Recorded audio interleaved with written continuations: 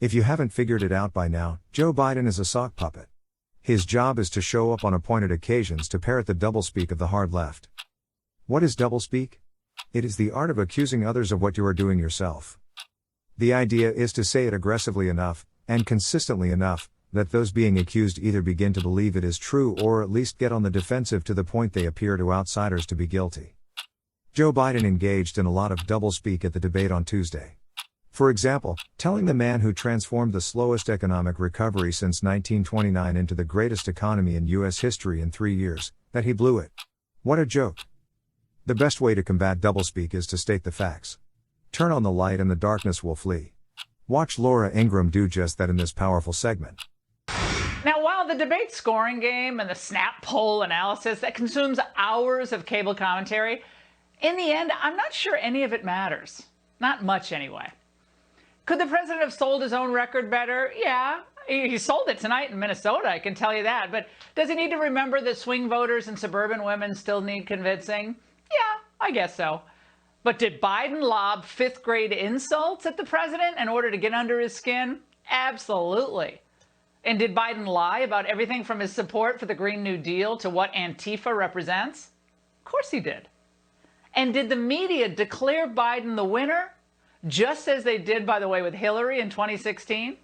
Of course the media did that. Because remember, the Democrat at a debate always triumphs. Joe Biden acted like a human being. Donald Trump acted like a defiler. Donald Trump declared war on decency and on democracy last night in a way that is utterly unmistakable. The voters overwhelmingly thought last night that Joe Biden won that debate. Donald Trump set himself on fire in front of 100 million people.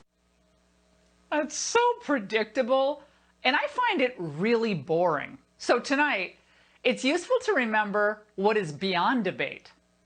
The successes of President Trump's America First agenda. They're stunning. And they have to be calmly and forcefully emphasized and personalized.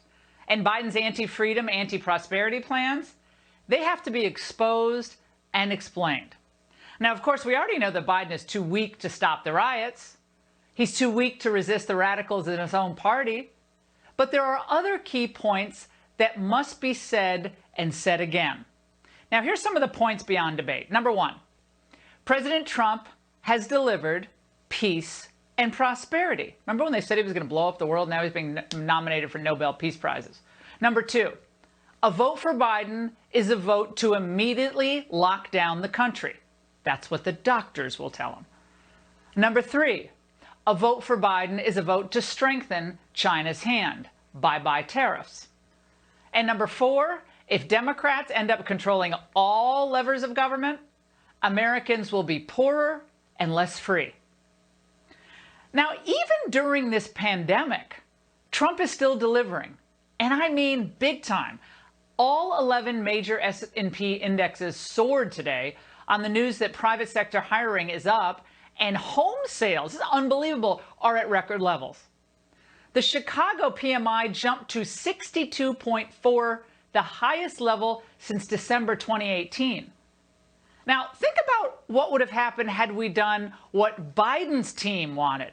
Well, would be locking down again like so many European countries, and our economy would be maybe where Spain's and Italy's economies are, in the toilet.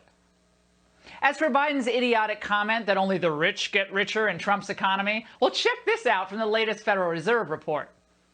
Families at the top of the income and wealth distributions experienced very little, if any, growth in net worth between 2016 and 2019, while families near the bottom of the income and wealth distributions generally continued to experience substantial gains. And there's more. Net worth increased 32.5% among the lowest income quintile and 30.7% among the second lowest. Net worth also increased among blacks, 32.1%. Wow. And Hispanics, 63.6% compared to whites, 4%. I mean, that is a billboard, my friends. So think about this. Listen to what all those people you just saw, the talking heads on the media. The wealth gap shrank dramatically under Trump's policies after widening in the Obama-Biden years. And something that, I've said this so many times, I'm getting bored of my own words on this. And I don't understand this for the life of me. I don't understand why Trump doesn't lead every speech on the economy with this fact. Americans made more money during his first 3 years in office. Median income was up $6,000 per family. Now, this is real money to real people. In fact, it's more than double the income gains that Americans saw in the 16 years under Bush and Obama. Remember, Obama only got us back to the 2000 levels of Bush.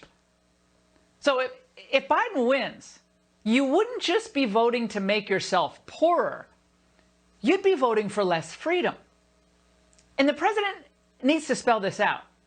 If you want to see your daughter go to her prom next year, if you want to have your kids in school full time, if you want to go to church regularly, maybe even sing at church, if you want to actually celebrate your faith traditions, your holidays, Easter Sunday, maybe with your friends and family, maybe travel somewhere, if you want to get back to your life, your old life, then voting for Biden is out of the question.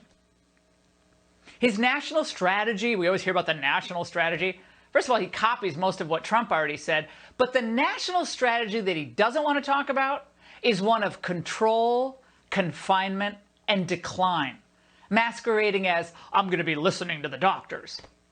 No wonder China loves Biden so much, because under his policies, we'll be engineering our own downfall. China doesn't have to do it for us. And then you're really going to see a permanent divide between the haves, the elites, and the have-nots. For me, and I bet for a lot of you, I prefer a country where we, the people, are in charge of our own destinies.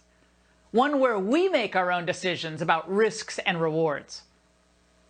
It is beyond debate that we are always better off when we err on the side of more freedom and less government. But the people pulling Biden's strings believe the opposite. They don't trust you. Most of them don't even like you. Remember, it's beyond debate that they think that we're a systemically racist country, that we're a nation conceived in evil, not liberty. So why would you want to help them hurt you? And that's the angle.